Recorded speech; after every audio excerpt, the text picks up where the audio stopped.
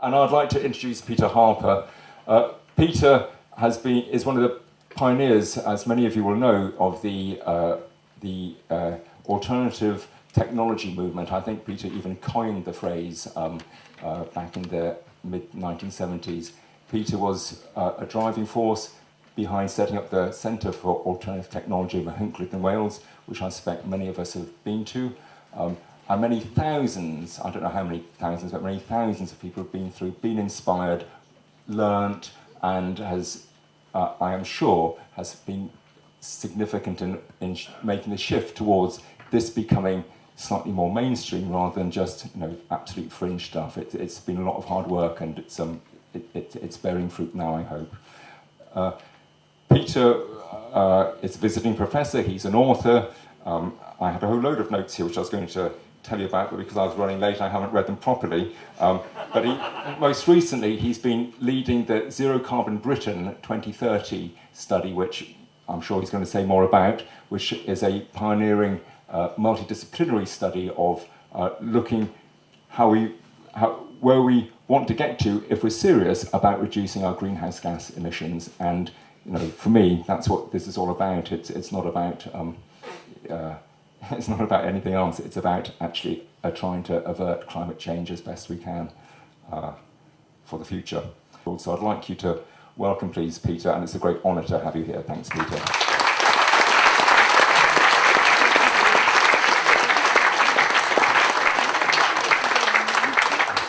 Thank you very much, Adam. Can you hear me? Yes, good. It's wonderful, very, very inspiring to be here. I mean, this is exactly what I think the early pioneers of the Centre for Alternative Technology had in mind. This is where it would lead, really sort of grounded stuff, actual things happening out there. But sometimes it's a pity there aren't more of them. Sometimes I think that one of the most critical resource shortages we have is the shortage of Adam Twines.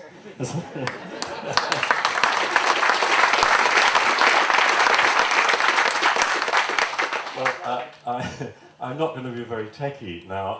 I'm very aware of these things. I just want to raise our vision, perhaps, from the sheer practicalities of running all these things, which has absolutely got to happen. I do admire the groundedness of it all, but I'd just like to sort of change the focus a bit and sort of think about the future and think about, indeed, the past. The past, I mean, we're probably not aware of the fact that we are living in a kind of climatic golden age. It's very nice out there, lots of lovely wildflowers and so on, but we have, for the last 10,000 years, actually, in this sort of interglacial period, been living in a very, very stable climate. And the problem we've got is that it looks as if we are just about to wreck it. And it's important that we try and keep that going. During this 10,000-year period, we've embarked on, well, I think we could say 3 very important experiments in human history. The first one was agriculture, and some people think that was a mistake. But anyway, we did. We developed agriculture, the population grew, and there was no turning back. So now we're living in a world that is based on agriculture, including this farm. The second one, of course, was civilization. Civilization, wow, some people also think that was a serious mistake. But that was interesting because then we developed, of course, the modern political orders, states, and writing, and history, and so on. And then, again, the population grew, humanity changed, and, yeah, there's no turning back. So there's no way back. We can't stop being civilized. The final one, I think, is much more recent, and in fact, all this that we are debating now is an outcome of that, which is essentially the Industrial Revolution. Very important, big change, perhaps even bigger than the other changes, when we discovered how to use much greater amounts of energy, and they discovered the resources that allowed us to do it. But in particular, we cracked nature's code. We worked out, science told us, it's how nature works. If you want to manipulate it, these are the rules. And that was important for us, and when you put the science and technology together and lots of energy, then we have a completely different kind of civilization, which we now could summarize as modernity. And modern societies are quite different from pre-modern societies. And again, you could say, well, that was a big mistake too. But for better or worse, we're stuck with it. We are modern people. I'm a fan of modernity, and I think that we've got to try to make the best of it. One of the interesting things about modernity is that, let's say, last 150, 200 years, we've had some awful times and we've had some awful backsliding during that time. But I think we've made tremendous progress. As human species, we have made a lot of moral progress. And if you think back in the 19th century, beginning with, say, the abolition of slavery, and then you go on to the development of democracy and the universal suffrage, so everybody is part. We get the conception that societies are run for the benefit of everybody. That's completely new. That you would never have that in a pre-modern society. This is a new idea that it's for all of us. So the moral universe extends to everybody who lives in the country. And then we've got, certainly since the middle of the last century, we've extended that moral universe to absolutely everybody all over the planet now. We all think that we all have equal rights. We've got the development of the idea of human rights, the UN system, the international system, and all the agencies. The official morality is that everybody's in. We're all there. At least lip service is paid to that. Again, that's unthinkable back in the 19th century or earlier. So I think we've made great moral progress in that, and I like that very much. I think that's really good. The other big important group that's come into the tent is the non-human world. We've actually realized, this was something in the middle of the last century really, we suddenly realized that nature has rights in some sense. Other species have rights. We've got to take them into account. And in previous times, we never thought of that.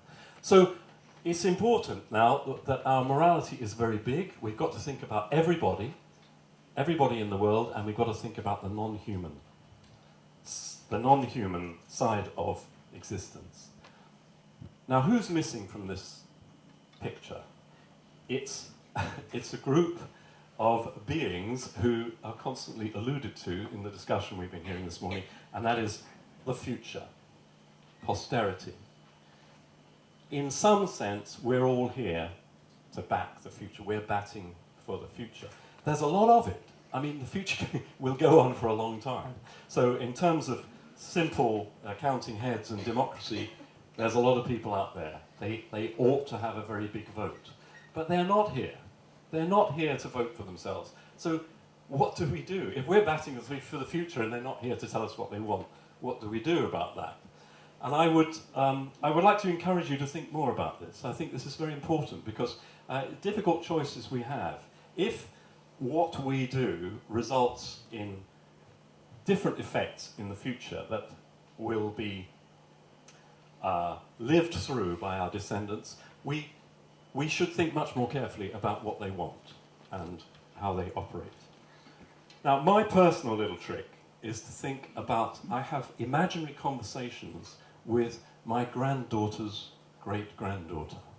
Now, that might sound a bit strange because obviously she's not here yet. My granddaughter's here, but she's only 6. But one of these days, she might well have a granddaughter and a great-granddaughter herself. So I do think about this imaginary descendant of mine, who at that distance will probably be a descendant of lots of you as well. That's the funny way it works. Okay, I have these conversations, and she's a sharp-tongued little madam. You know, I've learned quite a lot from talking to her about what she wants. And a lot of the conversation, of course, is about energy. That's really strange. Talking to what I imagine the sort of young lady in the 22nd century about details of energy. I've got my own views about energy, but she's got quite different views, and I was quite surprised. For example, she's saying, look, you don't know which world I live in at the moment. And I think, what?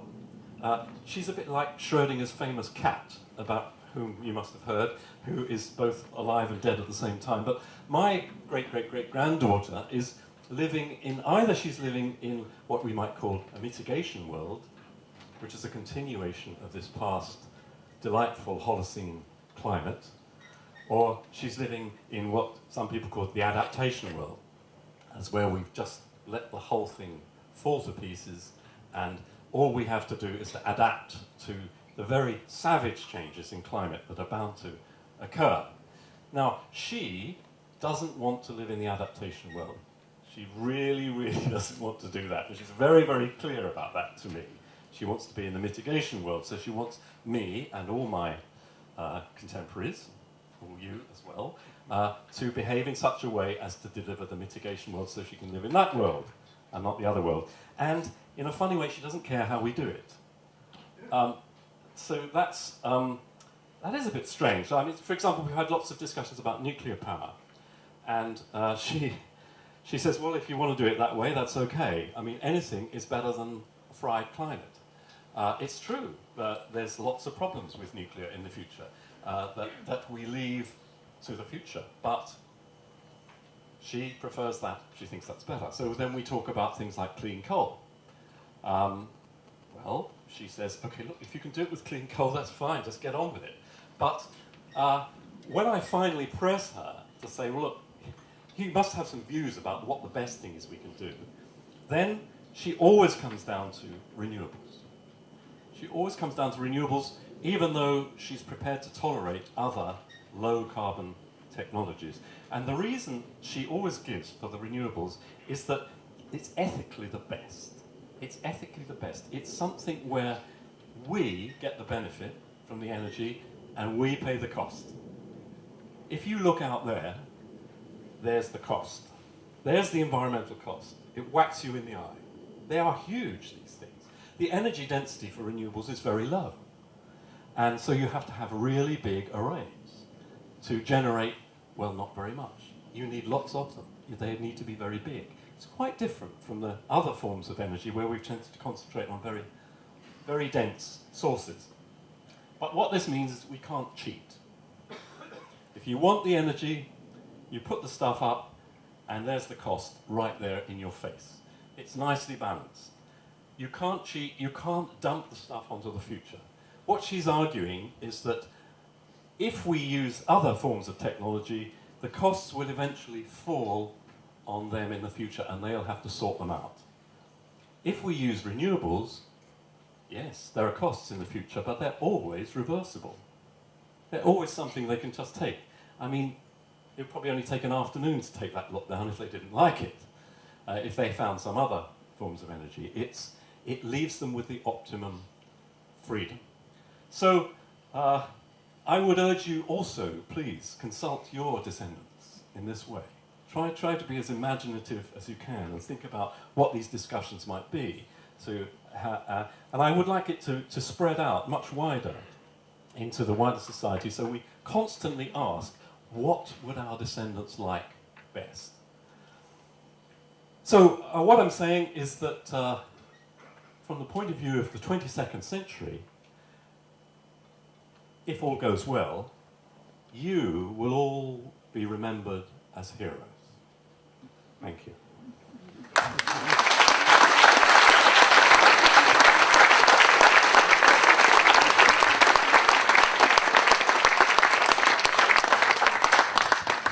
If anybody's got any questions, that's but I didn't expect any. Does she have a name? Yes, she does, actually. You might be surprised. She's called Balqis. Now, that sounds a bit strange. It's an Arabic name. It's the name of the wife of King Solomon. Balqis is his favourite wife. You know, they got on rather well. It was quite nice. I knew a few people called that because I thought that in the 22nd we'd all be mixed up so much. You know, we'll all have different international names, and she might well be a Muslim. You know, and she'll have a Muslim name. Well, why not? You can name your own.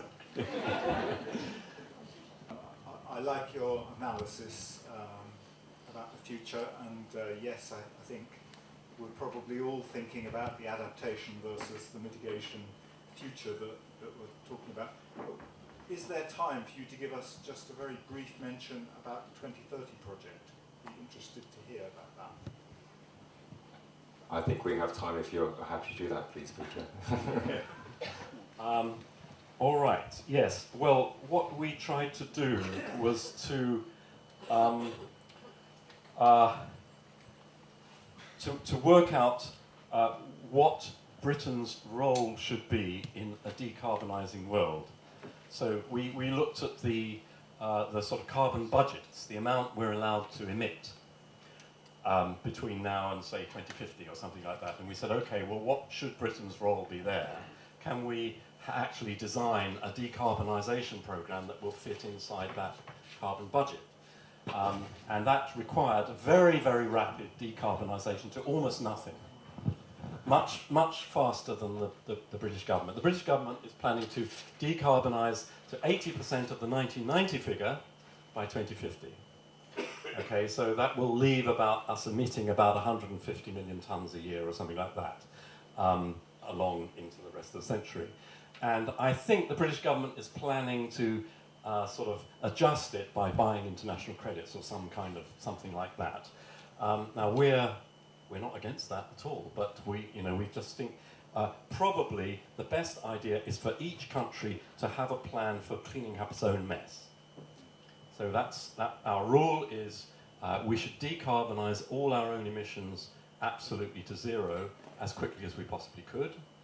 And one factor we discovered was that you cannot actually get rid of all your emissions. You can decarbonise a lot, but there remains a lump of about 10% or something. It was really hard to get rid of for all sorts of practical reasons. So therefore, you need some negative carbon processes going on, you see, so that if you're left with, say, 50 million tonnes a year, you've got to have minus 50 million tonnes a year somewhere to net that off. And that had quite important implications for land use. Because we were using a lot of land to mop this up. We also had to feed ourselves, and we had to provide enough biological energy to fill the gaps between all the variable renewables. I'm sure you're all aware that, as people always say, I'm sure they say it all the time, the wind's not blowing all the time, the sun doesn't shine at night, all that stuff. So these big-scale variable renewables do need balancing out in order to provide a reliable supply, and we need some storable fuels. And they must inevitably come from biological sources. So that's another role for farms. As well as producing food, they need to produce a certain amount of energy. I hasten to say, let's not do that too much, because the rate at which solar panels can produce energy per unit area is about 20 or 30 times, maybe more, than growing crops. Yeah? I mean, trees are fine, but, even after 3 billion years, photosynthesis is still rubbish at turning solar sunlight into fuel. It's not very good.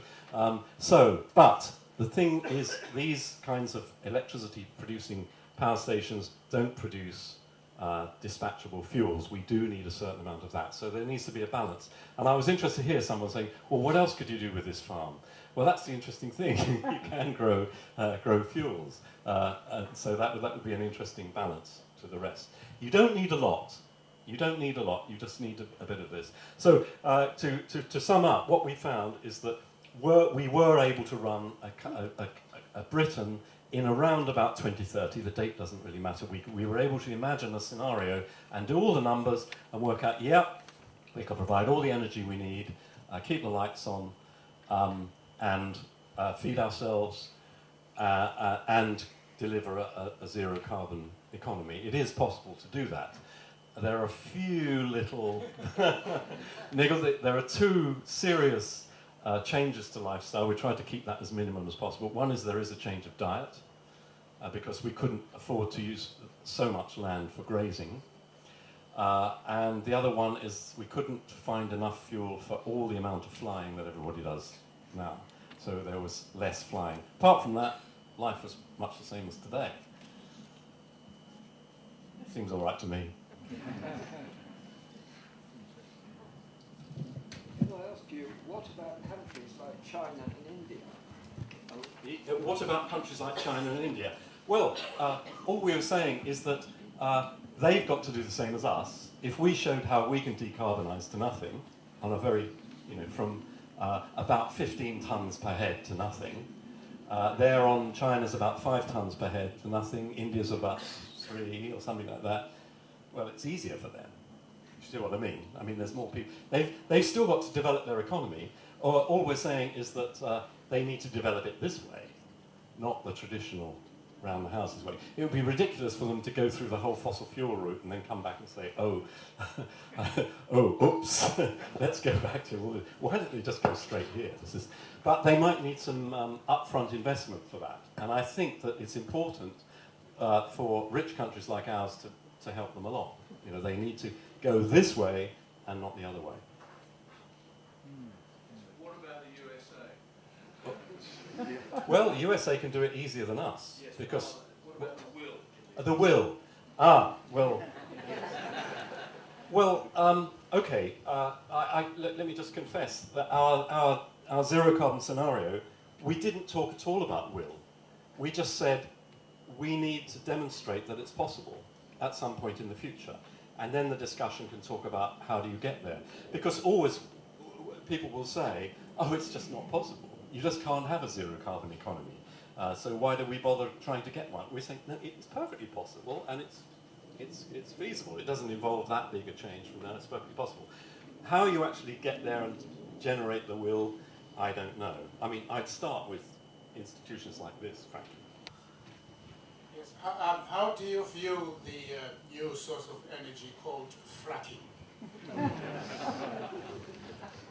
Well, I think we would just say, don't do any more fossil fuel development, no matter how cool and cheap and, just don't do it.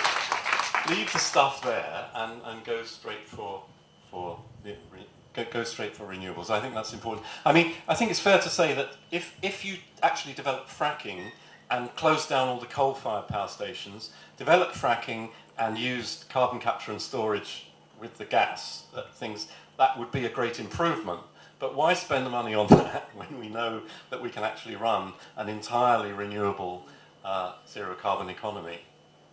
I don't see why you do that. I mean, it's fair to say that most people in the business of trying to deliver electricity favour base load strategies. They love those kind of very, those things that just go along, deliver energy all the time. They like that because it makes life easy for themselves. Whereas dodging and diving and balancing all the very big suite of renewables is much more difficult, but it can be done. Peter, presumably one of our challenges is that actually it's much cheaper to use fossil fuels, and that's why all of these projects rely on subsidy. And I suppose I see that as in the marketplace that's very challenging. Well, it is, but it is changing because these prices are coming down very quickly. I mean, it's something we've been talking about ever since the 80s, really. Just seeing that the cost, but of course in those days the costs were absolutely colossal. I mean, the photovoltaics in those days were, were sort of £10 an installed watt, something like that. I don't know what you've actually paid for this now. It's down to about. It's now down under one. Under one, that's incredible. Well, okay, just sort of draw that line and then. So what my colleagues in the States are saying is that just hang in there, because these prices are coming down so quickly that they'll soon be undercutting the fossils, and that's. But if we have a carbon tax, which I think is a likely outcome sooner or later, some various kinds of slowly increasing carbon tax, then it will just toss all that other stuff out of the window. Yes, I come from Wiltshire, over there, and it's lovely being here, surrounded by believers. But back in Wiltshire, everybody hates everything to do with it. They've done their best in it. How do you go about making more people believers? I see there's a Guardian reader here somewhere. I don't see any Daily Mails. But how do you change the opinion climate? Yes, well, I'm like you. I'm just baffled. I can't. I mean, I tried to write like this article that Adam referred to. That was an attempt to try to shame people into. I mean, my great granddaughter, she's apoplectic about this. I mean, I say to her, well, you know, we've got a big problem because there's low energy densities. These things are very big. So there's a huge minority in the population just won't go for it at all. And she's saying, you mean they're planning to fry the atmosphere and consign posterity to the dustbin just for the sake of what it looks like? and I say, yeah, that's right. You know, and over 100 years I can hear her jaw dropping. She just thinks it's completely contemptible. But what can you say? I mean, you know, people just always, oh, well, house prices, you know, all that sort of stuff. I don't know. I mean, I think it's dreadful, but, yeah. Once upon a time, electricity pylons were looked on as monstrosities. Yes. Now we have them everywhere, although there are places, for example in Somerset, where they say, oh, not in my backyard. But I think that wind energy pylons are going to become quite as common as electricity carrying pylons. And in the same way, I would hope that there will be a spread in this kind of technology that we have at the solar farm. Yes. Yes. Interestingly enough, I've got a poster from the French presidential election of 1970, and there's a picture of François Mitterrand. It says, Président jeune pour une France moderne, and next to him is an enormous pylon. And in the background, there's a smoking industrial landscape.